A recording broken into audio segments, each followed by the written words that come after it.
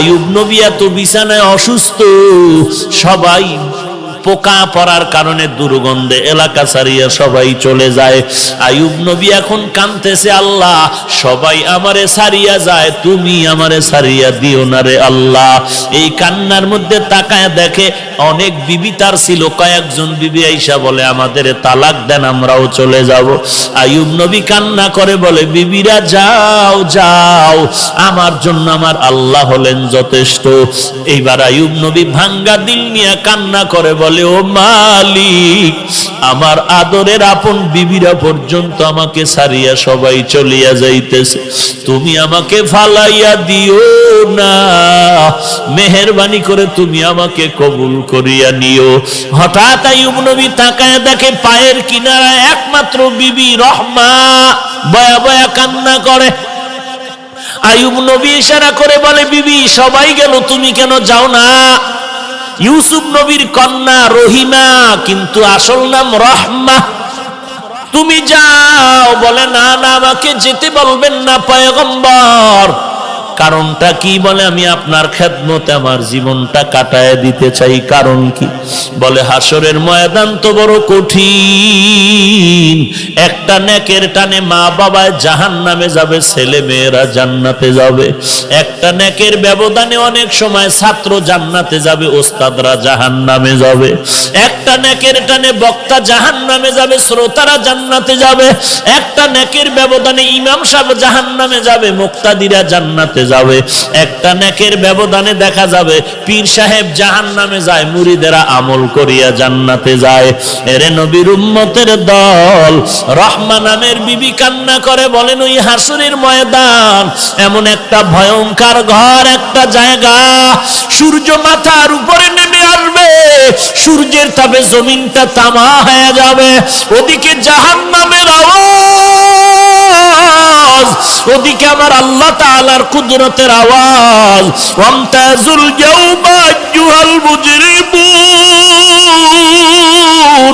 এরে গুনাহগারের দল, নেককারদের থেকে তোরা আলাদা হয়ে যা। জাহান্নাম চিৎকার দিয়ে বলবে, রে মালিক, গুনাহগার গুলো সব আমার পেটের মধ্যে দিয়া দাও রে আল্লাহ। সূর্যের তাপে মানুষের গুনাহগারের মাথার মগজগুলো টাস টাস করে ফেটে যাবে, পায়খানার রাস্তা দিয়া পেটের নাড়ি বুড়িগুলো পড়িয়া যাইবে। এমন কান্নার আওয়াজ, জাহান্নামের আওয়াজে হাসরের ময়দানটা থরথর করে কাঁপা শুরু হয়ে যাবে। ওরে নবীরা পর্যন্ত কান্নার আওয়াজ, শুধুমাত্র তোমার আমার নবী সিজদায় পড়ে কাঁদবেন, আল্লাহ জাহান্নামের ফিরাও, আমার একটা উম্মত যেন জাহান্নামে না যায়। আমার একটা উম্মত জাহান্নামে গেলে আমি নবী জান্নাতে যাব না। আল্লাহ বলবেন, নবী আপনি কাঁদবেন না, আপনি চিনিয়া চিনিয়া বাছাই করে করে আপনার উম্মতের জান্নাতে নেওয়ার চেষ্টা করেন। এরে নবীর উম্মতের দল, আমার নবী উম্মতের কেমনে চিনবেন?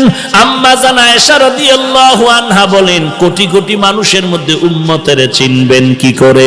আল্লাহর নবী বলেন, হে আয়েশা, বড় গাভীর পাল, গরুর পাল, বকরির পাল, ওই বকরির পালের মধ্যে যদি কোন বকরির কপালে চাঁদের সাদা চিহ্ন থাকে, এটা চিনা কেমন কঠিন? বলে, অনেক সহজ।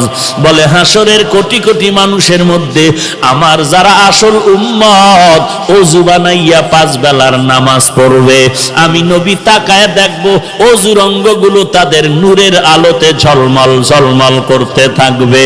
আমি নবী বাছাই করে করে জান্নাতের ময়দানে নিয়ে যাব। রহিমা কান্না করে বলে, পয়গম্বর, হাসরের দিন যদি আল্লাহ আমি রহিমাকে ডাকিয়া বলে, এমন কোন আমল নিয়ে আসছো নাকি যাতে করে তোমাকে মাফ করে দিব? ওই দিন যদি আমার কোন আমল না পাই, আমি আল্লাহর কাছে দাঁড়ায় বলবো, হে মালিক, আমি একজন তোমার আদরের নবীর স্ত্রী, তুমি আমাকে উসিলায় মাফ করে দাও। আমার আল্লাহ নবীর মোহাব্বতে আমি রহিমাকেও মাফ করে দিতে পারেন। এরে পর্দার আড়ালের মা, আমি হাফিজুর রহমানের মা, মা তুমিও মা। মনটা কি চায় না একজন আলেমের মা হয়ে কবরে যাও, একজন হাফেজে কোরআনের মা হয়ে কবরে যাও। তুমি মরার পরে তোমার সন্তান জানাজা পড়াবে, তুমি মরার পরে তোমার সন্তান কবরে গিয়ে কোরআন পড়ে দোয়া করবে।